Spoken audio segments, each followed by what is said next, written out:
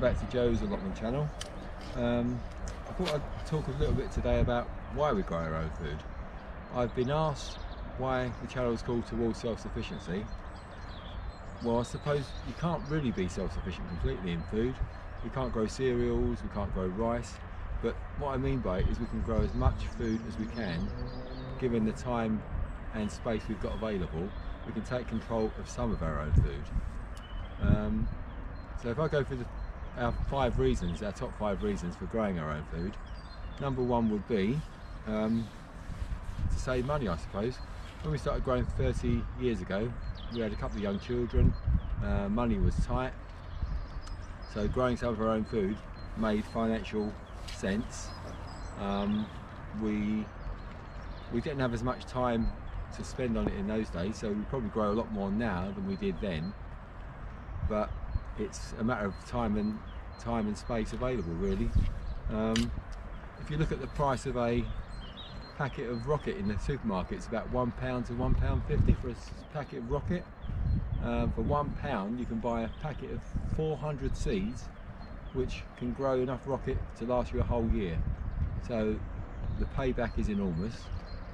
There are initial outlays. For instance, if you buy an apple tree or a pear tree, it's going to cost you around £30, but that tree will produce fruit for around 30 years for you. So it pays back in no time. You also save on food waste because you only pick and use what you need. So you dig up the produce as you need it, which doesn't mean, food that you buy from the supermarket goes to waste. Looking over the years, I reckon at the moment we're saving around £2,000 on organic produce throughout the year, which works out to about £40 a week off our food bill.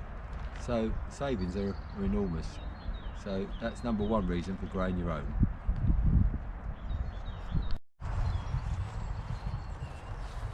Right, number 2. Reason number 2 to grow your own food. As we get older, we need more exercise, and nutrition becomes even more important to us, really. So coming down to the plot on a nice sunny day, not like today, you get vitamin D, and you get the exercise from tending the plot, digging, raking, whatever, moving wheelbarrows around. You get lots of exercise. Also, the safety of food is important. So with all the food scares we have, it's important, I think it's important for us to grow our own, because we avoid all those harmful chemicals that go into our food. We grow organically, so we avoid those. So that's reason number 2.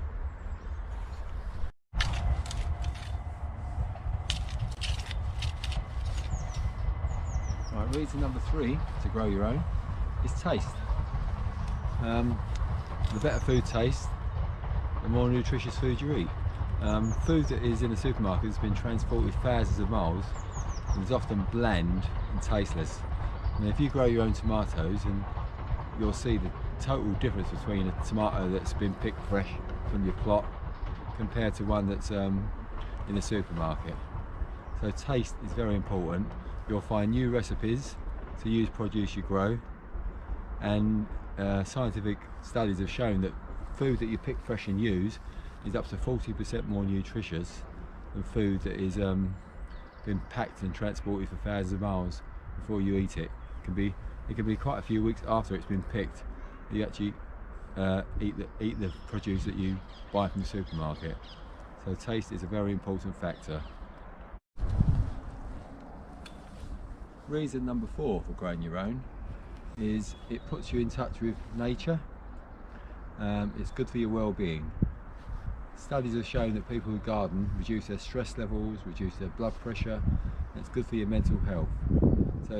And you eat in season, so it's very important in other ways. Just besides the crops you get, you benefit health-wise in other ways as well. Right, and finally, item number 5, reason number 5 for growing your own, is the environmental benefits. We all worry about climate change and the way the world's going, so gardening can be a positive impact that you can do on an individual basis. It helps us reduce our carbon footprint. Food isn't transported thousands of miles. We avoid plastic packaging, and we avoid using pesticides, insecticides and other chemicals that are used in modern day farming. So environmentally friendly, organic, it all helps the environment.